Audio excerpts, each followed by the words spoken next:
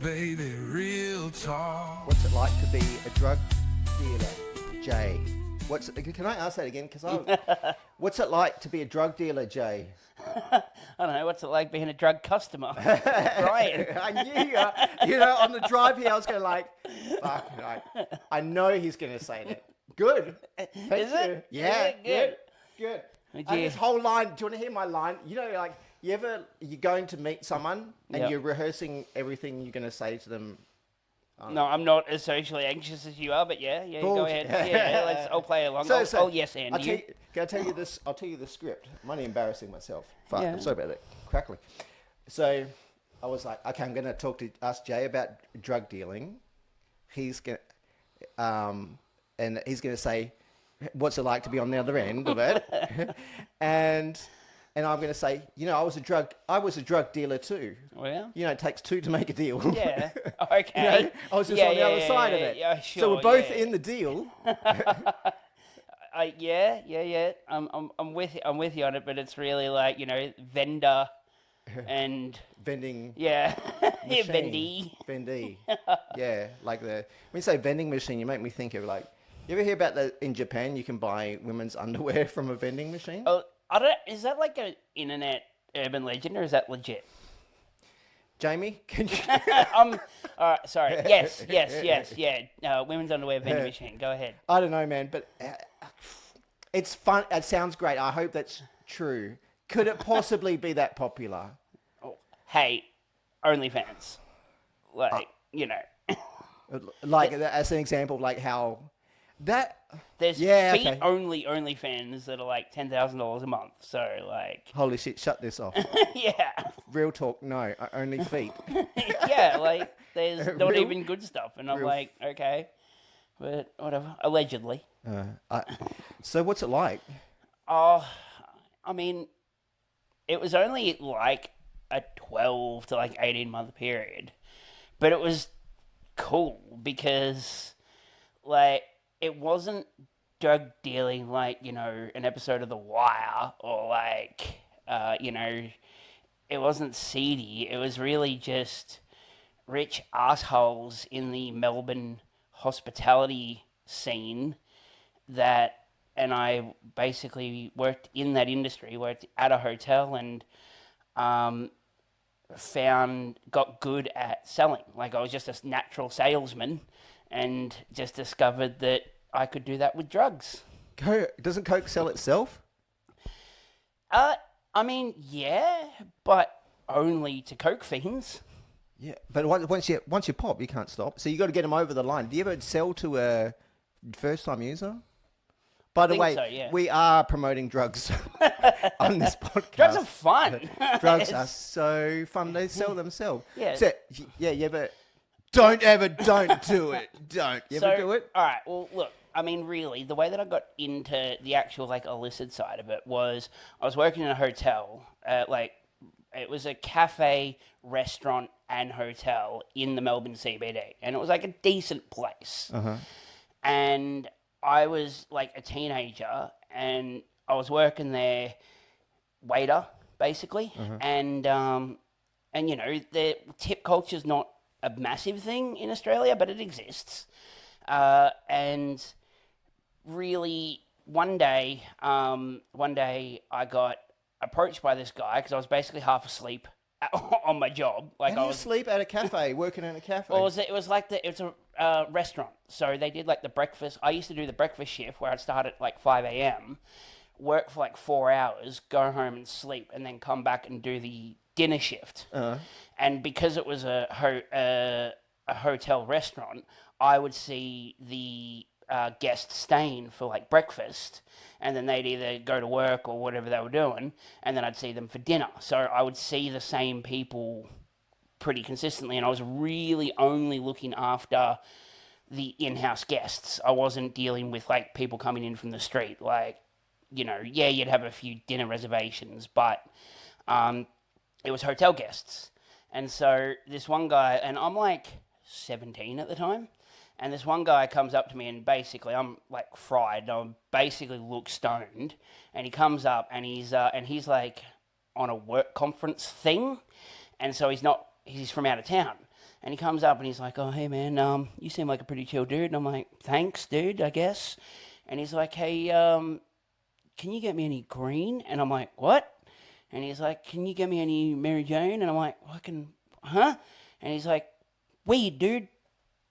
You got any weed?" And I'm like, "Oh, nah, man, like not my thing." And he gets all like nervous because he's like technically at work, and I'm like, "So am I." I don't, I'm not freaking out, but so then basically he's like, "Oh, shit." I'm like, "No, dude, it's chill, relax, no worries. I just can't help you, sorry." And then like he's like, "Oh, cool, thanks, yeah, don't mention it." I immediately like run up to my manager and I'm like, "That guy just asked me for weed." Fuck you, you Right? fucking asshole. I'm 17, right? And now my manager is like this dude. He's Yeah. like late 30s, maybe pushing 40. I go, "Oh, that guy just asked me for weed." And my manager turns around. He's like, "What'd you tell him?" I'm like, "Oh, not my thing. I'm not like, I don't partake, but like, that was it." And he's like, "Oh, okay, cool. Well, for like weed and ecstasy, you want to go, I won't say his name, at this guy. If you need like coke and like maybe mushrooms or something like that, I can usually help you out." And he basically just like laid out the infrastructure of the drug dealing scene in the restaurant. And I'm like, "For real?" And he's like, "Yeah, man." He's like, "How much do you get paid an hour?" And I'm like, "Oh." And he goes, "I'll tell you, it's fuck all." And it's like, you see the two blonde sisters that are gorgeous, they make 7 times their pay in tips because they're hot. Us dudes, we're slinging drugs. Like, that's how this economy works. You're not going to make real money off working as a waiter in, like, Melbourne CBD. And I was like, "Oh, that makes sense." So really, he just, like, laid out to me who was selling what and what the deal was. And then, like, because I'm dealing with the in-house guests, and I've got like the registry and stuff, because a lot of them have like included packages, for breakfast and dinner and all this sort of stuff. I've got like their customer profile like printed out to cross them off, and so I can see basic information about them. And pretty quickly, I just start being able to find customers. Like, it's like people fit into a cliche, and I'm like, that guy's gonna want some weed. Because I would see them like do the check-in, meet them at the first breakfast, just get a vibe of what they're going to be after. I know that they're there for like 6 days. They'll work for the first 4 or 5 days, but by that they're bored and pretty over it, or they're going to then like go out for the last 2 nights before heading home. So it's like have a blowout. So I'd like feel them out for the first couple of days, and then just find a way to approach him, like if it was 5 business bros that kind of all look the same, wearing like the same brand and shit. Yeah. And they worked in like, Get him some poppers. yeah, finance or Jungle some shit shoes? like that. Or like I'd like go up to them and be like, "Hey, so you guys heading out tonight?" And they'd be like, yeah, like after work. I'm like, "Cool, well, if you need anything, wink, wink, Yeah. let me know. We can sort it." And, when the restaurant opens for evening, Do you ever sell any food or a cappuccino? just order it. I'm telling you this while I'm taking your order. And so, like, I was able to, like, zone in. And basically, they would just give me their order. Like, they'd, "Oh, can you do this? Can you do that?" Like, whatever. And I'm like, yeah, man, no worries. And they tell me that at breakfast on, like, Thursday, right? And then I'd go sort out through like the guy that sells this and the guy that sells that, like the guy that makes the Cut coffees. cut them out. No, You yeah. the story's going to where you cut them out, right? No, yeah, sort of. If you have, then you go back there. Can we go back Yeah. there? Because yeah. Okay, yeah. So where are we up to? So you now you were taking orders. Yeah. For different types. So pills, weed, I'm a broker basically. mushroom, coke. So I'm not really like I'm not buying a brick and like cutting it up myself or anything like that, or like I'm not like weighing out. So when the cops come, I nothing. basically never touched anything. You're clean. Yeah, right. Just get it. Watch out if your notepad, that notepad that you're writing down, cappuccino, lobster, couple of bickies. Visual memory. Not for eating. Visual Oh, memory. I wouldn't Visual write them. memory. Yeah, I wouldn't write them down. I would just like basically picture like them and like basically just put like icons, like cartoon icons in my mind over like what they wanted. That's a real memory trick. Yeah, yeah, You picture the different drugs on their face. no, almost like a video game where they've got like their health bar above their head or whatever. It would be like, instead of having like, 3 hearts for like their hit points, so it would just be like a bag of Coke, a bag of pills, and a cure of weed or something like that, just like above their head. And I would just like sort of imagine what it looked like in real life, and then just assign that visually to like what they wanted. Okay, I want to cut straight to a nasty question, because I'm a nasty boy, and I'm fascinated. Is there anything you wouldn't sell? Basically, the yuck drugs like meth and smack. See, that's the thing. Like, I guess didn't really. It's not like they were always on offer, and there was like inquiries and stuff, but those deals never really went through because, like I said, it was just very like, it was almost just a hobby. Like, it was just fun. Like, it was goal orientation. Basically, my boss was like, "Hey, instead, I'm a waiter, right? And so like before every service, we're given like our specials, and the chef like runs down our specials of like what we have to push at the tables. Lobster, smack. Right, exactly. Crap. So I took the exact same thing of like because I was good at that. Like, I'd listen to it, and then I'd like know the pitch, and I'd be able to pick like, you look at somebody, like they're going to be a fussy eater. They're going to want like the sausages and mashed potato, and they're going to ask to not have like the horseradish and the potato because that's too fucking fancy for them. So They're you don't having even the cocaine. Yeah, so you don't even pitch that to them, right? So you just so then I just took that same skill set, because now he's like, okay, well, we've got weed, we've got coke, we've got ecstasy, and we got mushrooms and stuff. And so I was like, okay, you just go to a table, you sort of suss out who you think is gonna like be keen, and you just sort of go, do you mind if I pitch you the specials? And you, in that same way, like, I would just go, well, hey, do you want a bag of weed? Do you want a gram of coke? Like, That's cool, man. What do you kind of want? Because buying drugs sucks, man. It's so inconvenient. What about the quality? Like, you always like, especially with pills. Yeah. Like, this is an educational show teaching you how to do drugs before you get them. So to come here, we'll tell you how to buy them, take them, then you go and do it, kids. All right. So you get pills, and then half the time they're shit. Yeah. And like worse, you tell them to go for someone else, and then they come back to you. They want to beat you up. How'd you deal with that? Again, so basically the beauty of it was that I felt protected, because basically my bosses were involved. So like, if anyone got screwed over, or like they thought the pills were shit, they can't really arc up at me, because like I've got all their company records. Like, they're staying at the hotel, their business is paying for. Like, are they about to get into a fight with the waiter over, low quality ecstasy? You burn them. This sounds like an episode. Have you ever watched the IT Crowd?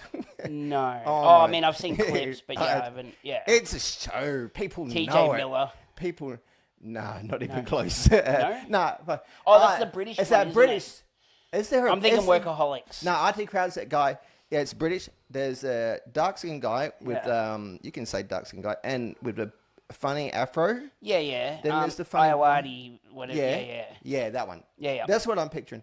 So, like, okay, so the fancy guys, so they don't want to buy meth and heroin. You're dealing with maybe like you're dealing with guys that at their suits and ties. They want to just like sophisticated drugs. Yeah. Yeah. What's did you get chicks? Yeah. Well, I mean, that's basically why you want to get into it. But I mean, like, it's a deep story, but like not really, because I mean, look, I can tell you, if you want to go into it, I can basically try to like speed run you through why I used to piss off a lot of the girls a lot. Like, I wasn't doing myself any I think favors. we know. You've been on the podcast before. Yeah, that's true. Yeah. Like, sorry, quickly on quality. When I used to get asked, so initially I didn't know, because I was too young and I wasn't like an enthusiast. I didn't partake. I was just goal orientated to sell. And And, so I get a hit up for the, the quality and stuff. And I'd sort of, give him political answers, not really sort of like commit to anything. But then later on, when we had just like a hookup of this like really clean stuff, this was like when I sort of found out where it was all coming from, and we were getting it off the brick. So this wasn't, this wasn't changing hands. This was coming straight out of... No, you have to explain for me and everyone else, because when you say off the I've only bought cocaine in Perth. Okay. Perth cocaine sucks. Australia cocaine sucks. Okay, there you go. We're the second most expensive and in the world, and the lowest quality. What's the most expensive? Japan. Because because they're so strict with drugs. Yeah, strict. And they hate drugs too. Strict drug policies, and also island nations. So, like, smuggling routes are, it's really just air and sea.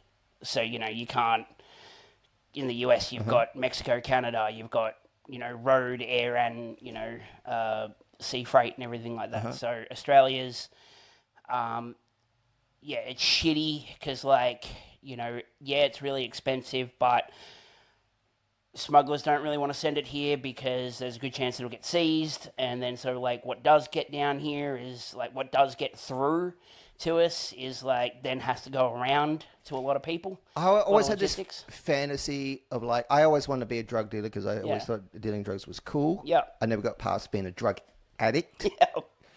And so I always had this fantasy of like, if I was a drug dealer, I would chuck little, basically water floating drones in the water. Yeah. Let them either drift around, that circle of that current of water that goes around Antarctica. What's that called? Oh. The Roaring Forties or something. Yeah, sure. Yeah. So you're in South America. Mm-hmm. Hey, we got to get these cocaine to Australia, and you just throw it in. Maybe even go the long way around because there's a current that goes around Antarctica. So you throw it in, it goes a long way around, but you got it on GPS, right? It's got a little motor on it, so you just steer it to like a little bit off Dongara, somewhere like that. I mean, I guess so. Like they've done weirder things, but The way you're acting this sounds like it's not a dumb idea. Well, I mean, look, yeah, but it's about weight. Like, how much can you move on a little remote control? Like what is it, one brick? And like lot. that's, I mean, how big's your drone? Yeah, we'll make a big one, man. Like, could get a couple of metal drums Or like together. the Ukrainian fucking torpedoes like that ocean's big. Yeah. Put it on a torpedo. Yeah. Then we could go. The normal way, just like or fly it through the sky. But that's what. That's you think that it comes from South America, but like Australia, most of the Australian drugs don't like even coke. Where does it come from? Asia, Oh, which part? Vietnam, Laos. I didn't think that they can grow it there. Well, it comes through there, like that's Okay. it's basically like sort of where at least it's probably smuggled from around there, but just geographically, it's basically comes down from what used to be sort of like the Silk Road, and then comes to Australia via They're really Southeast Asia. dominating the drugs because they got the cocaine now. They got the heroin. They got everything. Famously. Like, it's just I really fell in love with drugs when I watched those. You ever watch those old movies where they're in the jungle, like in the Vietnamese War, and all the soldiers are doing heroin? Fuck, so romantic. You think that's really, what, romantic in the, the way I use that word, romantic? No, I get it, because it's like in the same way that like I'm a massive Anthony Bourdain fan, and like how he got into like cooking because he was a heroin addict, and like into punk music, and it was just like so punk rock to like work your ass off in a kitchen and then like finish your shift and then just go like do heroin and drink yourself into a stupor, man. and then like get up the next day feeling fucking awful, but then like still showing up to work and like smashing through that grind again. Like, it's objectively a shitty existence, but if you put it in a novel and like, or like film it in black and white with like the right sound score and a gravelly voiced narrator, it sounds sexy as fuck. Sexy as fuck. There's something about that, because that's not a new thing. We're talking about older TV shows and older movies from the 60s, 70s, but before that, even in novels, people in England, like old England, would write about going off to China and becoming an opium addict, and they'd write a novel, and it was a romantic even that time, the fucking 15th century. Yeah, like Lord Byron and I don't know that. What's Lord Byron? oh fuck, now you're testing me. I only sound You smart said it. because yeah, not Lord Byron. Yeah, I mean, like there was writers and like It was big, interesting man. people that like Voltaire, and they have these escapades of like, I think Lord Byron was like a poet, but like he was an aristocrat and traveled around the world and was like drinking absinthe in like France, and having these like writing about the mistress of the and like the smell of the cigarette on her breath and everything as she undressed and all this, and it's like, it's not pornographic. It is romantic, and like, but it's the articulation of the bit that wouldn't be the good bit. Like, who likes the smell of cigarette smoke on people? Like it's Yeah. it's not a pleasant smell, but when articulated by the poet talking about this French mistress he's got, it adds a level of depth and like romance to the description, right? Yeah, you know that movie Fear and Loathing in Las Vegas? You've seen it? You've seen it? Yeah. Have you lived that No. life those guys do? No. Oh, okay. So that's but you kind of have, because you pointed out like what it feels like. Like, it feels very good to be high on the drugs, but there's lots. You point out, you said that like that existence. You talking about Anthony Bourdain when going to work, going home, getting fucked up, come back to work. Yeah. It's kind of sucks. Yeah. But it's it reminds me of that. Yeah, and I'm with you. It's the same thing. And that's what's appealing about it. Like, for me, I haven't lived that life because basically, like I said, my nefarious, experience through drug dealing or whatever, like, I don't even feel right saying that, because it's like, like, I wasn't doing sort of like sketchy deals and like getting these annoying text messages and all that where they're like hitting you up saying like, where are you, like, and then saying, oh, I'll be there at 2, and then you don't show up for like 6 hours, and like there was none of these like sketchy none of these sketchy deals. It was literally, I was a broker.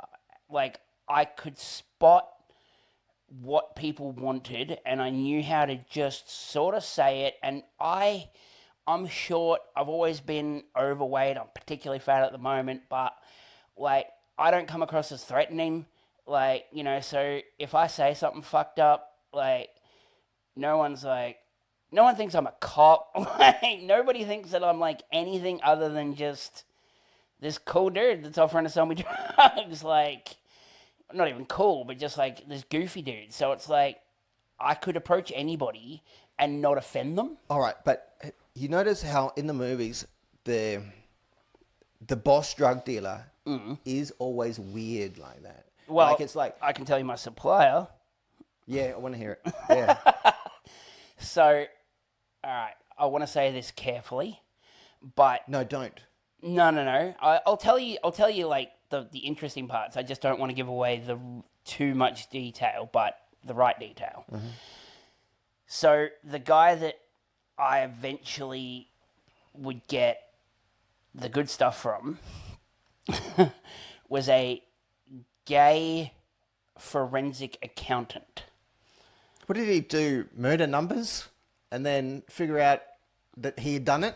Forensic accountant. Yep. So he's finding crimes. So it's like The Godfather, in the movie The Godfather, where they get him on tax avoidance. Basically. That's his job. Yeah, so like if the cops raided a drug dealer, and then they found or there was a business that was being used as a front or something like that, his job was to like gather all the books and information, and then like figure out where like the cash was being injected. Like where if you're laundering money, it's like, okay, so here's where suddenly the sums don't match, or this is where you're paying $500 for something that should only cost 50. Because that's his job, was to go and follow the paper trail to find crime. So that's why he was such a good drug dealer. Well, He knows how to catch him. Yeah, I mean, He he was knows- basically, yeah. So really, kind of, he knew what the deal was. Like, he wasn't technically law enforcement. He was just an accountant, but he specialized in forensics. So he would be, brought in on cases and everything like that to do that. But then the other side of it is like the vanilla side of that is like divorces and stuff. Like, rich guy, wife is siphoning money, and then they separate and she's going after all this, and it's like, hang on, you've emptied like 4 bank accounts. No, I haven't. And then so they have to go through this whole like shit fight of being able to be like, well, I'm not paying you anything until you give me my money back. So that's the boring side of it. But yeah, he was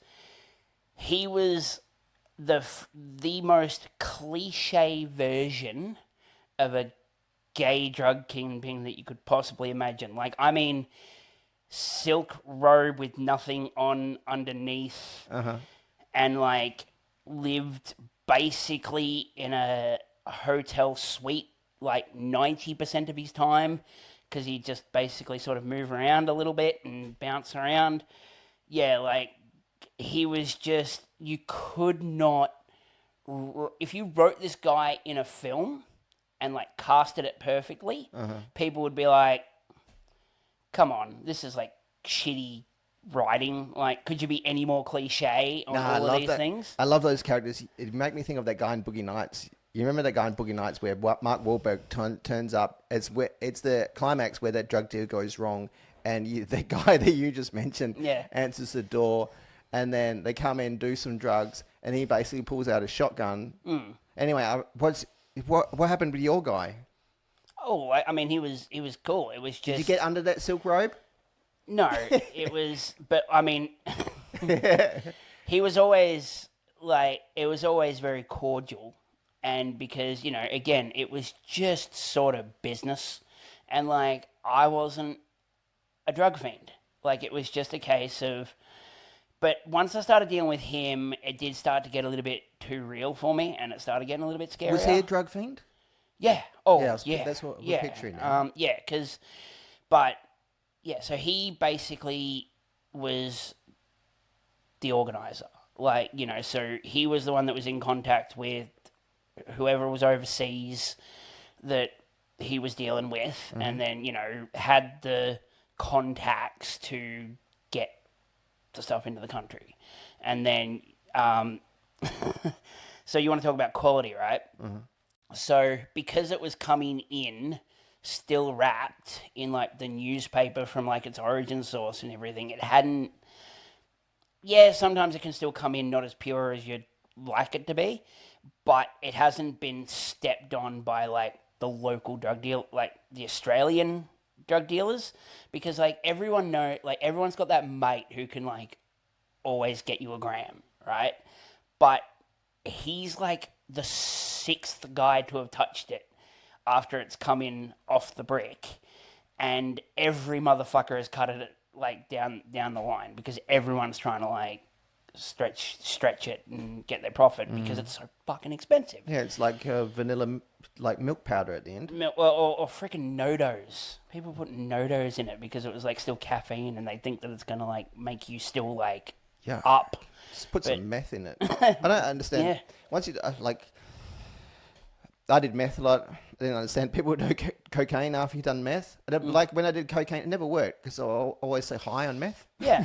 Well, I mean that's kind of like drinking a beer after slamming shots. Like, but yeah, it was like, but because this guy was dealing with the brick and stuff, and really, I only kind of met him by accident because, again, I was really good at spotting people who would be keen for drugs, and I like approached him to try and sell my guys drugs, and he was like, he laughed. "Do you know such and such?" And I'm like, who are you? And then he's like, no, like, he's trying to, like, get me to admit, but I'm like, no, you're a cop. Like, I'm not saying nothing that I could be, like, recorded on. And so, quite literally, he was like, By the way, Okay. we'll send this tape to the cops. well, I haven't mentioned fucking names, and this was a long time ago. This is J Main. Fuck you. Nah, it's all good. It's all good. It's, but, yeah, so basically, because, one, I, like, played it super coy, and, like, and I was smart enough not to accidentally admit to anything. He was like, okay, he's not an idiot, and he seems to be good. So then he spoke to my guy, found out that I was pretty good at what I do, and then really just out of curiosity, like, wanted to talk to me, and then sort of offered me access to cut out old mate. But I took him up on a couple of times, but then it started getting sort of scary because now it's not a case of me having maybe a little bit of cash and a gram or two that I'm going to, like, drop off because my normal brokering method wasn't working. And then if I got caught, then, you know, it's enough to say personal use. But now we're talking, like,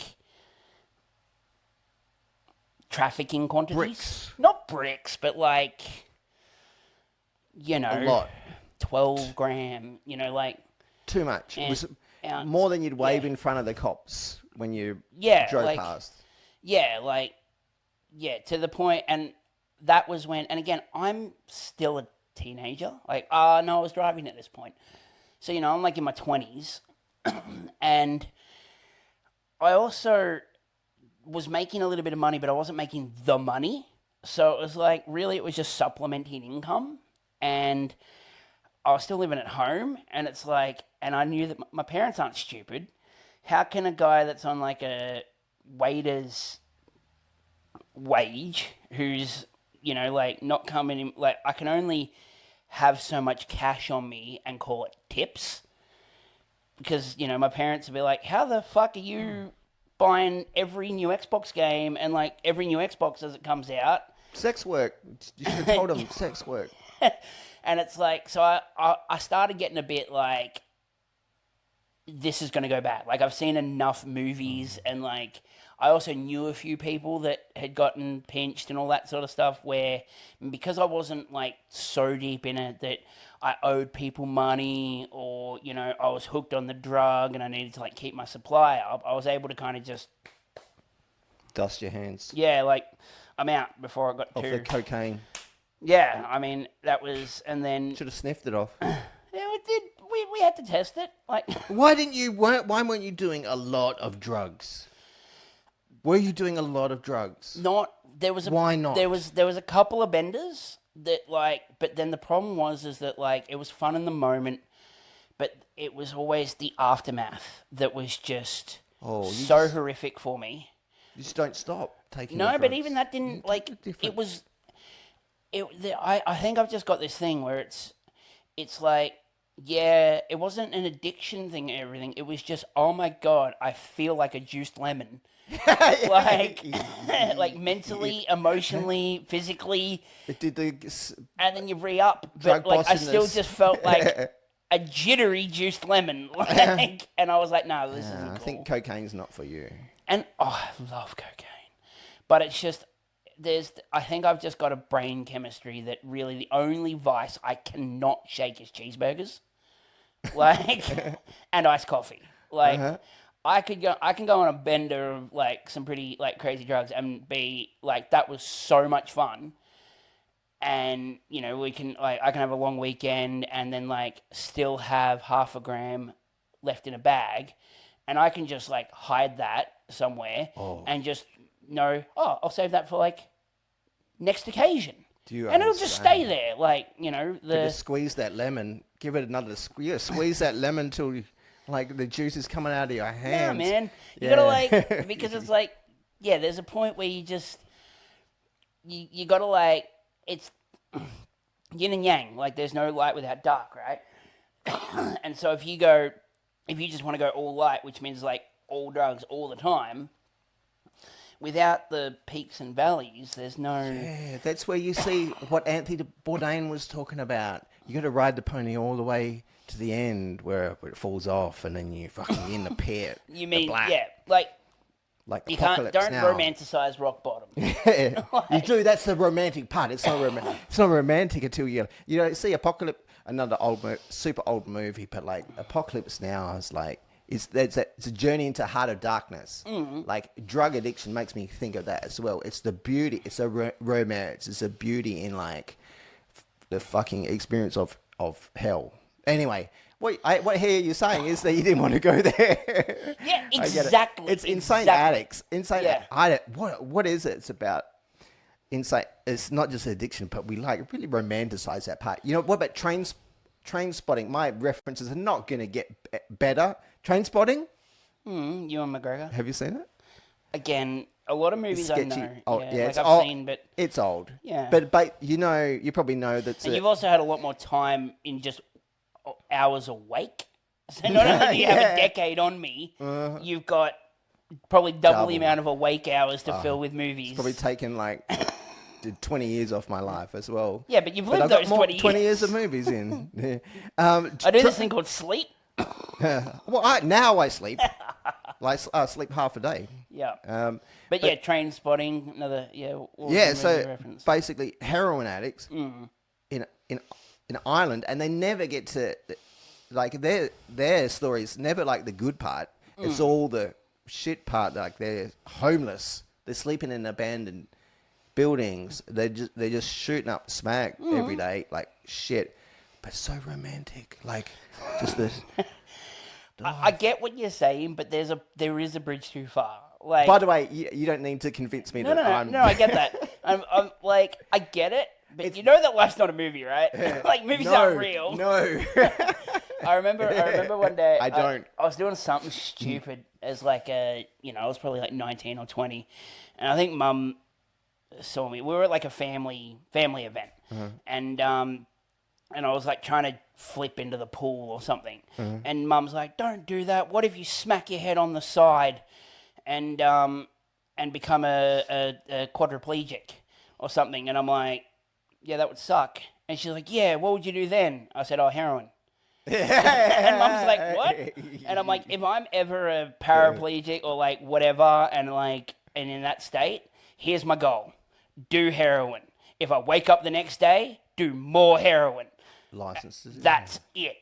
And it's just like because it's like, and they're like, "Oh, what? So you're gonna like throw up on yourself and fucking convulse until you die?" I'm like, "Yeah, it's only horrible for you watching. Me, it's fucking SpongeBob SquarePants world, riding rainbows. Yeah, like, who cares?" That is just that's the best. That's better than an insurance policy. It's knowing that you can do heroin's not even that expensive, you guys. It gets a bad rep. You think like a drug addict spending on cheap as fuck if you're not paying rent.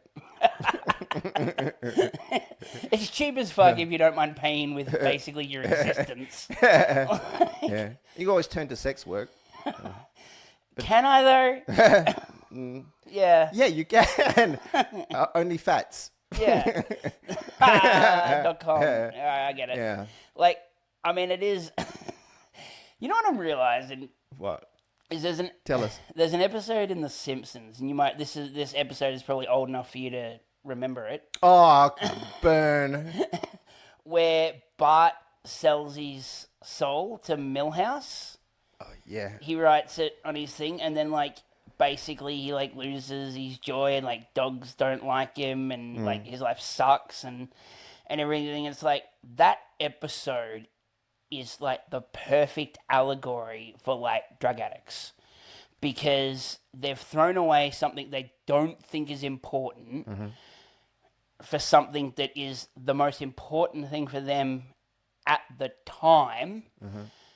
And it's not until it all turns to shit and it is just horrible beyond horrible that they go, "Oh, I fucked up." Like, it's just, it's, and I was like, I remember watching that as a kid and being like, this episode's boring. And then it was like, fast forward 10 years, I think that episode was like replaying, and I was like, oh, this is like really meaningful if you don't just think about it as a kid, like a cartoon for kids or anything like that. But just seeing Bart, like, write Bart's soul on a piece of paper, like, I kind of feel like that's what you do when you go, you know, you've bought heroin while jonesing for heroin. If you do heroin once just to, like, bucket list it, and then the next day you're like, fuck, that'd be fun to do again, but then you sort of just don't do it until you sort of stop thinking about it. But a good way to do it, by the way, guys. Yeah, like this. And that's basically my approach to things. Like, you know, there's that little half bag of Coke after a weekend or whatever, back when I was, like, you know, partaking, was the next day was really hard to, like, keep it hidden under, like, the speaker or whatever it was that I'd, like, hide it under. How big's your speaker? Little bag of drugs. Yeah, like, it's just got the little box, like, it just sits right over the top, like the, but yeah, that next day, like, I know it's there, and it's like, it's almost like calling me, like, hey, like, you've knocked off work early, could be a real fun afternoon, and I'm like, no, it's Tuesday, like, behave yourself. But then come the next day, I might think about it once if I'm bored, but then the day after that, it's like I've basically forgotten it's there until, you know, it's like my mate's 21st or something like that. Well, let's go get it now. No, man. It's Thursday, isn't it? And, like, no, for real, it's like I've become very vanilla since moving to WA. So why just stop being a cool drug dealer? Basically, the juice wasn't worth the squeeze. Like, yeah, it You was. still look like you got a bit of juice left in you. I got plenty of juice now. Look,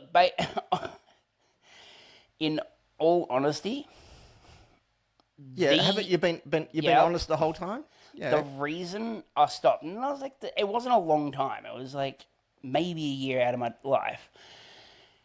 Was I didn't want to disappoint my pop. My grandfather was like my favorite person ever, and I either didn't want them to find out that this is what I was doing, or I didn't want him to find out that, like, I'd been arrested. And just the idea of, like, him having to, like, hear that's even if, like, I didn't go to prison or anything like that, or, like, charges were dropped or anything, I just didn't want him to think that, like, I was in handcuffs for non-recreational reasons. Like, But the then- recreational reasons you were fine Yeah, with. Him. that's You were fine. sending him photos yeah, of you exactly. having sex with handcuffed to a horse. I love that's where your head went. a monkey. Oh, I thought that's what you meant. Oh, I'm sorry. I didn't mean to embarrass you. Oh, that's it's a bit of a Rorschach test joke, because there's two things that your brain could go to for recreational handcuffs. Sex has got to be Now I have to. Now we 90% of people's headspace. Now we have to know what the other one is. Magician, escape artist, Magician? like, you know, trying to, like, get out of handcuffs and Getting out of doing, like, handcuffs? sleight of hand tricks and Oh, lock picking and card tricks and everything. okay. Like Harry Houdini. Yeah, sort of. So You got to remember, I was not a cool kid. Like, I wasn't there. For yeah. you, might have been very yeah, but, like, cool. look at me. Like, no, it's not like I was suddenly, you know, No, like, the no. popular kid. But cool's I was not. always the black sheep. Cool kids is not about looks. I know because you told me before. But that's a shame that the drug dealing life. But that's inspiring that you stopped for your granddad. But who knows? You know, granddads are wild. Your granddad was probably older than me, and granddads don't tell their kids. A little bit. I hope I haven't spoiled it for you. You're not filling you with regrets now for giving No. up on your drug deal, but because you could have been like the next, Silk Robe. I could see you playing that role when you're telling me that story. The Silk Robe. You don't have to become gay. Do you want to know what my home group teacher Yes, home group please. said? I was either going to be successful in business or, like, medicine, like a doctor of medicine, or organized crime. There's not. That was my there's, home group teacher There's still time from year 7. to do both. I think she was a very smart lady. Well, yeah, because she was basically like, anytime some, like, controversy happens in this school, you are always there. but never. Part of Nothing it? ever sticks. Like but for some reason, you always saw it. You always knew who was involved. You always Putting handcuffs on them. but it was more the idea of like, if something went down, like, if there was an alarm because the fume hood in the science lab, like, detector went off, it was always my class that happened in. I was never blamed for it, but it was always the class I was in that it happened in. And she's just like, for some reason, you seem to always just be present when this shit happens. So what's that got to do with being a doctor? Oh, because I was good at science and like medicine and all that sort of stuff. Oh, like, right. In school, I was So like it's- kind of leaning towards that in like mid high school. It's like, what do you want to be? I'm like, doctor sounds cool. So just smart. So you Cavalier attitude. turn your brains now from drugs. I bet you would have been really good at it. Now, I was just yeah, didn't capitalize on the opportunity. and that, well, it's not too late. It's capitalize. fine. I am not interested. You know, I'm on a personal crusade to end stigma for drugs and drug users. I don't use drugs. That's not to big me up, but You know, a just really like, way to do that whatever is to was get people to relevant take drugs. Yeah, fuck. Like, Nobody taking drugs hates you- drugs. you can. How can we make? It's not too late. Is what I'm saying. You can Breaking Bad. I think though, like if dealing drugs becomes legal, I don't want to do it anymore. It's not cool. Why is it so cool? Because it's illegal. But it is and it isn't. Like, there's like, I mean, you think of like the show.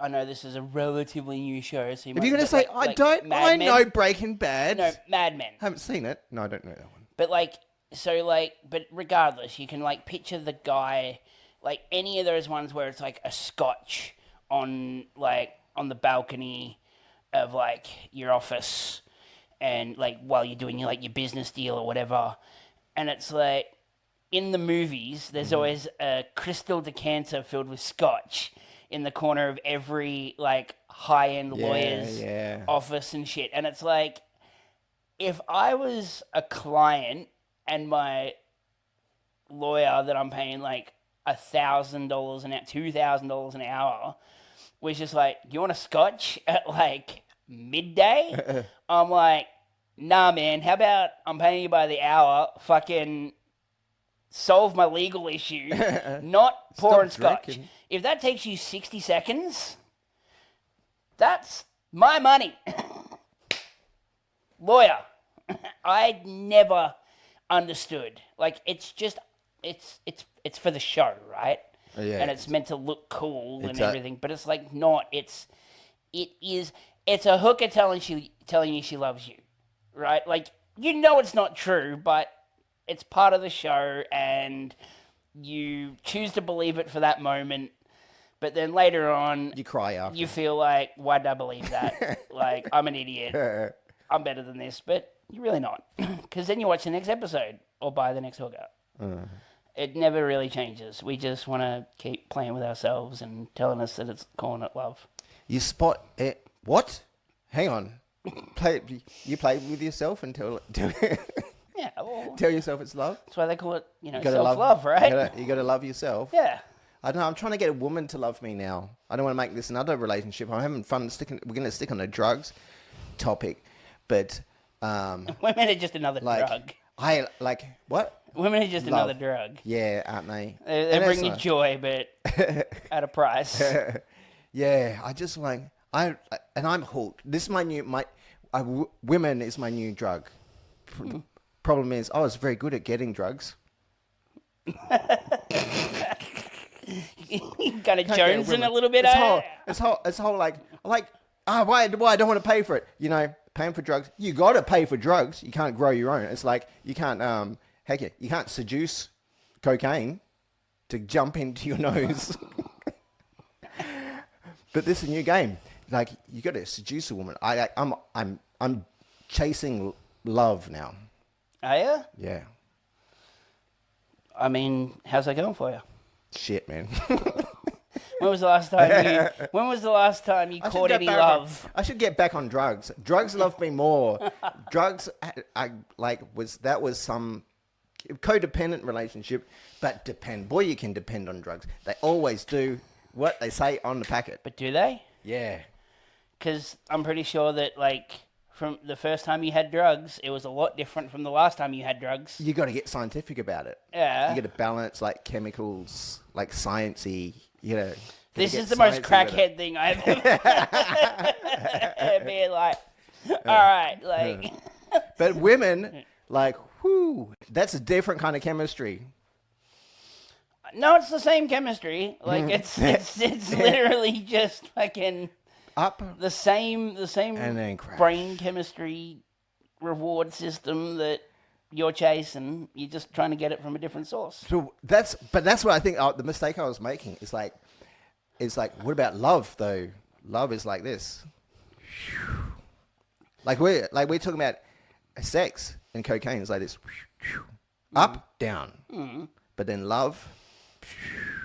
I'm gonna go out on a limb, and I really hope I don't sound like a therapist. I'll here. hold the limb while you go out on it. It's gonna need some support. When you say you're looking for love, though, are you looking for love? Or are you looking for the movie equivalent? The movie equivalent. Yeah, right. Yeah, cool. So I unashamedly. you're chasing a fantasy. Yeah, chasing it. Alright. I have 100% chasing a fantasy. That's all I want. You know, I watch Seinfeld on repeat because of George Costanza. Different supermodel every week. We've Look been at over you. this a few times, and it gets sadder every night. You taller than him. Yeah, but I'm watching, like, I'm up to season 5 again. I watched it 100 times. The girls get hotter, like, fucking as the season go on, and it just, Yeah, like... because Jerry was can't- banging them I and then can't separate gave them an episode. Whoa. So I got to become Jerry.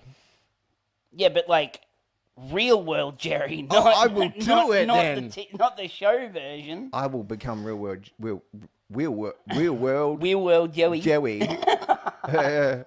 Let's do it, man. I know you got a lovely girlfriend already, but like, just in case it doesn't work out, let's become really, really funny.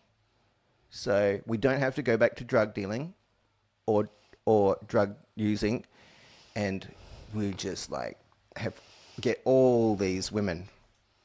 No, I'm good. Like, I know that we covered this on like the last episode, yeah. but you are still. It's. I guess that thing is like always an addict, like once an addict, always an addict. Like it's just, it is still that addict mentality of like chase the thing that I want, get it, fuck everything else after that. Yep. And it's like, you know, for me, I'm like, no, like, okay, cool, yeah, that's cool, but like that thing is is going to take me down to like the Badlands, like the dark area in the Lion King. I haven't like, been there yet. You know, and I'm like, I'm not chasing that thing down that road because I can see what's behind it, and What's it's like bad. You know, like Yeah. my dad at like when I was 12 told me, you know, when I was like, I don't know, me and my mate were like looking at some chick and we're like, oh, she's hot, and my dad goes, hey guys, just remember, no matter how hot she is, there is some dude somewhere that's sick of her shit. Oh, I want to be that guy. Like, because you got to think, like, Angelina Jolie has, like, exes that are like, that bitch is fucking crazy. And, like, would never want to see her again in their life. I want like, to be one of them. Yeah, but have you noticed, like, they rode that roller coaster and they go never again. Yeah, go on to the next one. You know, that's why Disneyland has a lot of rides. But The rides are happy too. until you They're get saying, to... come on. Yep. And then Yeah. but then once you've been on all the rides, now you got to get into your fucking shitty car and drive home to your shitty house, and then it's like, oh, this fucking sucks compared to Disneyland. And well, I can't go back to Disneyland. I'm stuck here, and that's when you probably end up slitting your wrist or something in a hot bath, huh? Well, very romantic. Anthony, that's something he would have done for sure. How did Well, he how did hung die? himself in a I think a hotel room. All right. very romantic as well. Like he knew what he was doing. Well, Resting- that's yeah. I mean, like, I'm a big fan, and it was tough to think that like we share the same birthday, 25th of June. Oh, Anthony Bourdain and I. okay. 1 month after Christmas. No, Almost 6 months after Christmas. 25th. Half a year after Christmas. You are the Yep. Antichrist. Mm-hmm. I You and cannot Anthony- get any I cannot get any further or closer away from Christmas. It was awesome. You know why? To be born? Yeah, it's mid. Wouldn't recommend. Must have been being born. I guess. I mean, I don't really remember it. Don't rate it too highly. But everything that comes after it's pretty shit. were you short and fat? No, I was like fucked up though. I was like not breathing properly. Had like circulation issues and damn. all that. I was in like a little like incubator thing for like 6 weeks. Oh, damn. Yeah, it was fun. Sounds cute. Like, a little bit cute. Like, The photos are cute, except I'm blue. oh, Yeah. shit. Get the crayons out. Yeah, it's like I thought babies went yellow when they got jaundice. But no, I forgot what we're talking about. But yeah, like the Anthony Bourdain, killing himself. Like it was just that is how that story ends, because like that's literally what you're describing is the Bourdain experience, because he was like New Yorker, never really achieved anything, was a heroin addict and a line cook in just a random restaurant, and in his 40s he wrote a book called Kitchen Confidentials, and then blew up, and now in his 40s had TV shows and was a celebrity and rode the celebrity chef craze and blew up. And then killed himself in his 60s after having the hot wife, but then who, looked great in the magazines and everything, but was clearly a nightmare to deal with, that ended up banging a 17-year-old or something. I can't remember the story. But, like, his life was objectively shit outside of the paparazzi persona of the hot wife in the nice suit and, on the red carpet at some event. So, yeah, even though that he had that thing that you're describing of that, like, romantic existence, at the end of the day, he was still a heroin addict. And at one of those lows that we romanticize, got too low, and he checked out. And, like, yeah, if you want to put that, like, in a Trainspotting movie, and like I said, film it in black and white, put the score over it, and put, like, the nice, gravelly narrator, sure. If you want to live in the delusion, but the reality of it is that is sad as fuck, and it should be a cautionary tale, not a point of aspiration. I want to put your story into a movie. Have you thought about writing it? Yeah, I mean, I used to. I've actually written 2 shows, and I don't know, the guy that I wrote them with, hopefully he does something with them, but yeah. A TV show? Yeah, we wrote 2, but basically we wrote a show that then became, or was the concept got taken and used for a show called Rostered On. So I'm not saying I came up with it or anything like that, but me and my mate basically wrote a show that was exactly the same as Rostered On, and then we'd finished the script and were sending it to people, and then like a couple of months later we heard about we saw the teaser for the Rostered On. Are you Netflix credited show. for this? No, like we're not. It was just I know like some of the people that are in it. Should we tell people to go onto YouTube to look at it? I think it's on Netflix. Is it? Oh, okay. Yeah. So what's it called?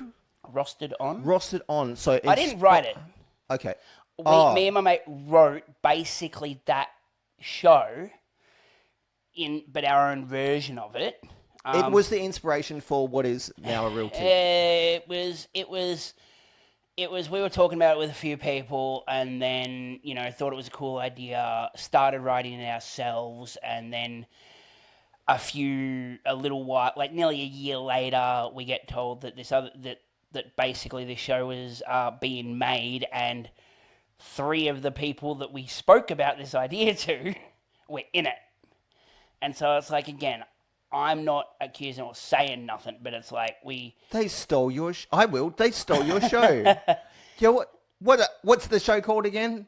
Don't give them any money. Because I'm just looking straight in the barrel of the camera. I'm not accusing anyone of anything. He is. But Boycott that show. And I really don't know what else we can do. I don't really want to like put it on the podcast, but I'll off camera. I'll show you some stuff that I've written. Jay's story has been made. inspired a real TV show. So what? Okay, so you've started you jotted some stuff down. I was back in Melbourne. I was I was legitimately working on projects and in production and all of that sort of stuff. But you will turn more of your story into bits for your stand-up comedy shows. Yeah, Yes. I love stand-up.